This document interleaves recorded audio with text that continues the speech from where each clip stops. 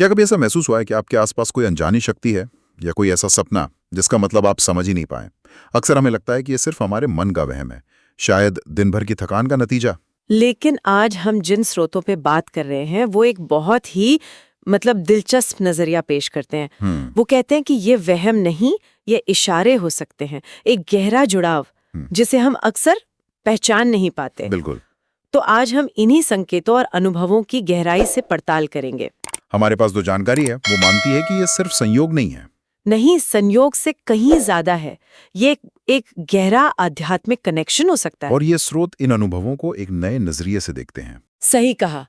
इन दस्तावेजों में एक दिलचस्प बात ये सामने आती है कि ये इन अनुभवों को आध्यात्मिक तरक्की और भगवान शिव की ऊर्जा से जोड़ते हैं।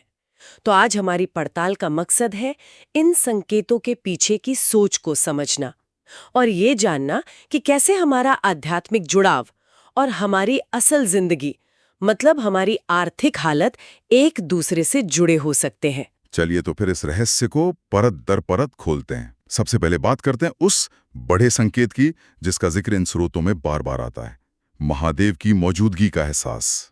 इनके मुताबिक जब जिंदगी में कोई बड़ा आध्यात्मिक मोड़ आने वाला होता है तो शिव की ऊर्जा महसूस होने लगती है। ये इस बात का इशारा है कि हमारी आत्मा का सीधा जुड़ाव हो रहा है। और इसी जुड़ाव में एक बहुत बड़ा भरोसा छिपा है। ये स्रोत कहते हैं कि शिव अपने भक्तों को कभी मुसीबत में अकेला नहीं छोड़ते। जी बिल्कुल। ये कनेक्शन एक तरह का सुरक्षा कवच बन जाता है। पर सवाल यह है कि ये महसूस कैसे होता है? अक्सर इसकी शुरुआत हमारे अवचेतन मन से होती है। मतलब सपनों से। हाँ, सपनों से। लेकिन कई लोग ये भी तो कह सकते हैं कि सपने तो बस हमारे दबे हुए विचार होते हैं या दिन भर की उलझनों का नतीजा। इन स्रोतों में ऐसा क्या खास है जो इन्हें सिर्फ दिमागी उपज न मानकर एक आध्यात्मिक संकेत मानने पर जोर देता है? बहुत अच्छा सवाल है। स्रोत इस बात में फर्क करते हैं। वो कहते हैं कि आम सपनों और इन खास संकेतों में एक अंतर है। वो है इनका बार बार आना और इनसे जुड़ी भावना। अच्छा।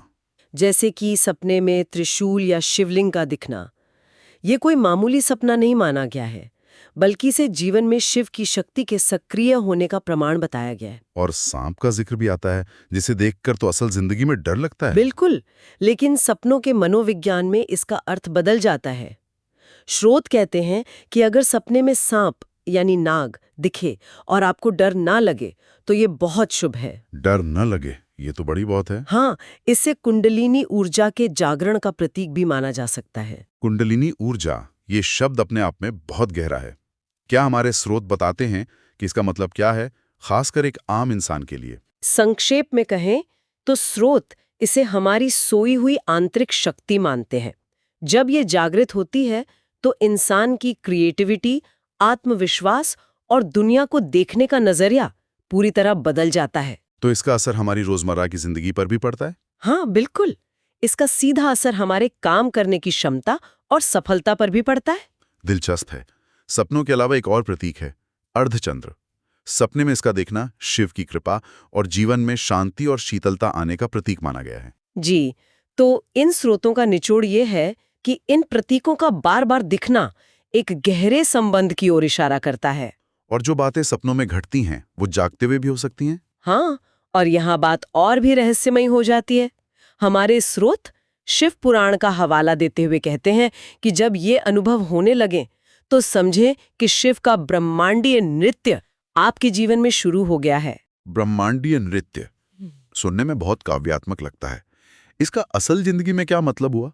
इसका मतलब है कि आपकी ऊर्जा ब्रह्मांड की ऊर्जा के साथ एक तालमेल बिठा रही है। जैसे कोई उदाहरण है? हाँ, कुछ उदाहरण दिए गए हैं। जैसे ब्रह्म मुहूर्त में यानी सुबह तड़के अचानक डमरू की ध्वनि सुनाई देना, इसे ब्रह्मांडीय नाद से जुड़ना कहा गया है। अच्छा। या फिर घर में बिना किसी अगरबत्ती के एक दिव्य सुगंध का फैल जाना, ये दैवीय उपस्थिति के बहुत सूक्ष्म संकेत हैं। और एक और अनुभव है जिसे हम अक्सर नजरअंदाज कर देते हैं, घर से किसी जरूरी काम के लिए निकलते ही नंदी यानी बैल का दिखना। बिल्कुल, ये छोटी छोटी चीजें हैं जिन्हें ये स्रोत एक बड़े पैटर्न का हिस्सा मानते हैं। और इन संकेतों से भी एक कदम आगे की बात है, जिसे स्रोत अभेद्य सुरक्षा कवच कहते हैं। अभेद्य सुरक्षा कवच। हाँ, ये हम में से कई लोगों का अनुभव है। किसी बड़ी दुर्घटना से बाल बाल बच जाना या किसी गंभीर बीमारी से उम्मीद के परे जाकर ठीक हो जाना। हाँ, लोग इसे किस्मत या चमत्कार का नाम देते हैं। पर ये स्रोत कहते हैं कि ये किस्मत से बढ़कर है। ये शिव की दृष्टि है, वही सुरक्षा कवच जो काम कर रहा है। इसका एक और सूक्ष्म संकेत है, जब मन में बिना किसी वजह से ओम नमः शिवाय का जाप अपने आप चलने लगे। अपने आप? हाँ, बिना कोशिश के। ये धुनें एक रक्षा कवच की तरह काम करती है। ये अनुभव तो बहुत सुकून देने वाले हैं। ये महसूस करना कि कोई दैवीय शक्ति रक्षा कर रही है, अद्भुत है। लेकिन यहीं पर हमारे स्रोत एक बहुत ही जमीनी और परेशान करने वाली हकीकत की तरफ भी इशारा करते हैं। सही। कई लोग हैं जो ये सब महसूस करते हैं, पूजा पाठ भी करते हैं, लेकिन जब वो अपनी आर्थिक स्थिति देखते हैं तो पाते हैं कि मेहनत के बावजूद घर में बरकत नहीं है। ये विरोधाभास क्यों है? और यही आज की चर्चा का सबसे उलझा हुआ हिस्सा है। व्यक्ति मेहनत कर रहा है, आध्यात्मिक रूप से जुड़ा हुआ भी महसूस कर रहा है, लेकिन पैसा आता है और पानी की तरफ बह जाता है। इन स्रोतों के अनुसार इसका कारण हमारे आसपास के वातावरण की ऊर्जा में छिपा हो सकता है, जिसे वास्तु दोष कहा गया है। तो इसका मतलब ये हुआ कि आध्यात्मिक ऊर्जा और भौतिक ऊर्जा दोनों का सामंजस्य में होना जरूरी है। एक के होने से दूसरे की गारंटी नहीं है। बिल्कुल, आप इसे ऐसे समझ सकते हैं कि पैसा कमाना एक कला है, लेकिन उसे संभाल कर रखना और बढ़ाना वो एक विज्ञान है। वाह, क्या बात कही है। स्रोत कहते हैं कि अनजाने में की गई हमारी कुछ आदतें और हमारे घर का माहौल एक ऐसी नकारात्मक ऊर्जा पैदा कर सकता है जो धन को टिकने नहीं देती। तो चलिए इन ऊर्जा ब्लॉकर्स पर बात करते हैं। स्रोत कुछ आम गलतियों का जिक्र करते हैं जो लगभग हर दूसरे घर में होती हैं, जैसे कि टपकता हुआ नल। हाँ, और ये सिर्फ पानी की बर्बादी नहीं है। स्रोत इसे प्रतीकात्मक रूप से देखते हैं। पानी और धन दोनों की प्रकृति तरल है, दोनों में प्रवाह होता है। अच्छा। अगर घर में पानी बेवजह बह रहा है तो ये धन के भी बेवजह खर्च होने का संकेत है। ये एक तरह का एनर्जी लीक है। और रुकी हुई घड़ी के बारे में क्या? यह तो बहुत आम बात है। यहाँ मनोविज्ञान काम करता है। घड़ी समय और प्रगति का प्रतीक है। जब हम रोज एक रुकी हुई चीज देखते हैं जो आगे बढ़ने के लिए बनी है, तो अवचेतन रूप से हमारे मन में भी एक ठहराव का भाव आ सकता है। सही बात है। स्रोत इस बात पर जोर देते हैं कि हमारा बाहरी वातावरण हमारी आंतरिक ऊर्जा को कैसे प्रभावित करता है। एक और आदत है रात में रसोई में जूठे बर्तन छोड़ना। इसके पीछे क्या तर्क दिया गया है? रसोई को घर की समृद्धि का केंद्र माना गया है, माँ अन्नपूर्णा का स्थान। रात भर वहां गंदगी और जूठन छोड़ने को अन्न का अपमान माना जाता है। ये एक ऐसी ऊर्जा पैदा करता है जो दरिद्रता को न्योता देती है। और सबसे जरूरी बात, घर में कलह। जिस घर में शांति नहीं, वहां लक्ष्मी नहीं ठहरती। शांति और समृद्धि एक ही सिक्के के दो पहलू हैं। तो अब जब समस्या की जड़ पता चल गई है, तो समाधान क्या है? इन स्रोतों में नकारात्मक ऊर्जा को दूर करने और सकारात्मक ऊर्जा को आकर्षित करने के लिए क्या रास्ते बताए गए हैं? समाधान का पहला कदम हमेशा शुद्धि यानी क्लेंजिंग होता है। धन को आकर्षित करने से पहले घर में मौजूद नकारात्मक ऊर्जा को खत्म करना जरूरी है। और इसके लिए क्या करना होगा?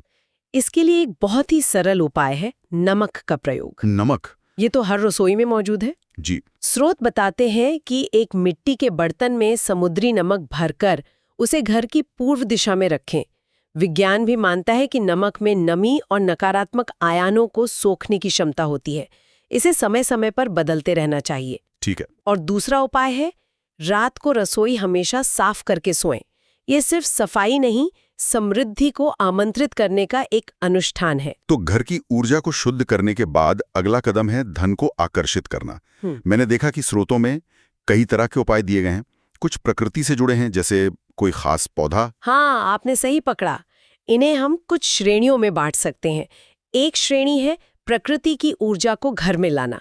इसका सबसे अच्छा उदाहरण है क्रसूला का पौधा, जिसे जेड प्लांट या मनी ट्री भी कहते हैं। बिल्कुल। माना जाता है कि इसकी ऊर्जा धन के प्रवाह को चुंबक की तरह खींचती है। इसी तरह घर में नारियल रखना, जिसे श्रीफल भी कहते हैं, माँ लक्ष्मी का प्रतीक माना गया है। और कुछ उपाय थोड़े जटिल भी लगते हैं, जैसे पारद शिवलिंग का जिक्र है। ये क्या है? ये एक दुर्लभ और शक्तिशाली उपाय माना गया है जो कह सकते हैं कि गंभीर आर्थिक संकटों के लिए बताया गया है। पारदयाने पारे से बने शिवलिंग की पूजा को अत्यंत प्रभावी माना गया है। इसके पीछे एक रासायनिक और आध्यात्मिक विज्ञान है जिसके अनुसार पारा शिव का स्वरूप है और इसकी ऊर्जा किसी भी तरह की आर्थिक रुकावट को बहुत तेजी से दूर कर सकती है। तो एक तरफ प्रकृति के सरल उपाय हैं और दूसरी तरफ ये तीव्र प्रभाव वाले तांत्रिक उपाय। क्या कुछ ऐसा भी है जो इन दोनों के बीच हो, जिससे कोई भी आसानी से कर सके? हाँ, बिल्कुल है। जैसे पीली कौड़ी का उपाय। पीली कौड़ी? जी, शुक्रवार को 5 पीली कौड़ियां, थोड़ा केसर और चांदी का एक सिक्का पीले कपड़े में बांधकर तिजोरी में रखना। कौड़ी को समुद्र से निकलने के कारण लक्ष्मी का प्रतीक माना जाता है। अच्छा। या फिर शंख पुष्पी के जड़ को पुष्य नक्षत्र में लाकर चांदी के डिब्बी में रखना।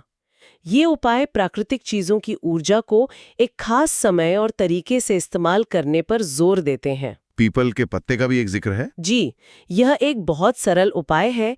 एक पीपल के पत्ते पर सिंदूर से श्री लिखकर उसे अपने पर्स या तिजोरी में रखना। जब पत्ता सूख जाए तो उसे बदल देना। इसके पीछे का विचार है कि आप प्रकृति की जीवंत ऊर्जा को अपने धन के साथ जोड़ रहे हैं। इन सभी उपायों के साथ साथ पूजा और मंत्रों के महत्व पर भी काफी जोर दिया गया है। निश्चित रूप से। और यहाँ खास तौर पर शिव चालीसा के पाठ का महत्व बताया गया है। यह समझना जरूरी है कि इसका पाठ सिर्फ धन के लिए नहीं है, बल्कि यह मानसिक शांति और स्थिरता के लिए अनिवार्य है। ये जरूरी बात है। जब मन स्थिर और शांत होता है तभी सही आर्थिक निर्णय लिए जा सकते हैं। इसके और भी लाभ बताए गए हैं, जैसे शत्रु बाधा से मुक्ति और कर्ज का नाश। लेकिन पूजा करते समय भी कुछ गलतियां हो सकती हैं। महादेव को भोला तो कहा जाता है, पर क्या पूजा के भी कुछ नियम हैं जिनका पालन जरूरी है? बहुत जरूरी सवाल है। अनजाने में की गई गलतियां पूजा का फल खत्म कर सकती हैं। जैसे स्रोत स्पष्ट करते हैं कि शिवलिंग पर कभी भी तुलसी पत्र या केतकी का फूल नहीं चढ़ाना चाहिए। और हल्दी या कुमकुम? वो भी नहीं। हल्दी और कुमकुम श्रृंगार की वस्तुएं हैं और शिवलिंग वैराग्य का प्रतीक है। उन पर सिर्फ भस्म, चंदन, बेलपत्र और जल ही चढ़ाना चाहिए। और अगर किसी का पैसा कहीं फंसा हुआ है या रुका हुआ है तो क्या उसके लिए भी कोई विशेष मंत्र बताया गया है? हाँ, इसके लिए माँ लक्ष्मी के एक महामंत्र का उल्लेख है जो रुके हुए धन को पाने के लिए बहुत प्रभावी माना जाता है। कौन सा मंत्र? मंत्र है ओम श्रीम ह्रीम श्रीम कमले कमलालय प्रसीद प्रसीद श्रीम ह्रीम श्रीम ओम महालक्ष्म्याय नमः।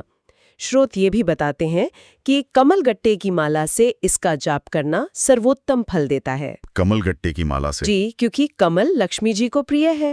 तो आज की इस पूरी चर्चा को अगर मैं समेटने की कोशिश करूं तो ये बात साफ होती है कि ये स्रोत एक बहुत ही समग्र दृष्टिकोण रखते हैं। दैवीय संकेत मिलना एक बात है, पर उन संकेतों को समझकर अपनी आदतों और अपने माहौल में सकारात्मक बदलाव लाना बिल्कुल दूसरा। आपने एकदम सही सार निकाला। मुख्य संदेश यही है कि शुद्ध कर्म, सुधरा हुआ वास्तु और नित्य शिव का स्मरण, ये तीनों मिलकर जीवन में आशीर्वाद लाते हैं। मतलब सिर्फ एक चीज पर ध्यान देने से शायद पूरी तस्वीर ना बदले। बिल्कुल, ये तीनों एक दूसरे से गहराई से जुड़े हैं। हमारी आध्यात्मिकता, हमारा वातावरण और हमारे कर्म, अगर एक भी कड़ी कमजोर है तो पूरी श्रृंखला प्रभावित हो सकती है। इसीलिए इन स्रोतों में आज के लिए एक छोटा सा काम भी सुझाया गया है। आज ही अपने घर के ईशान कोण यानी नॉर्थ ईस्ट कोने को साफ करें, क्योंकि इसे देव स्थान माना गया है। और अगर संभव हो तो शिव चालीसा का पाठ शुरू करें। कहा जाता है कि छोटे छोटे कदम ही बड़े बदलाव लाते हैं। और जाते जाते सभी के लिए एक विचारणीय प्रश्न छोड़ जाते हैं। क्या हमारे दैनिक जीवन की छोटी छोटी चीजें, जैसे टपकता हुआ नल या रुकी हुई घड़ी, सिर्फ व्यवहारिक समस्याएं हैं या वे किसी गहरे असंतुलन का संकेत हैं जिसे संबोधित करने की जरूरत है? इस पर सोचिएगा जरूर।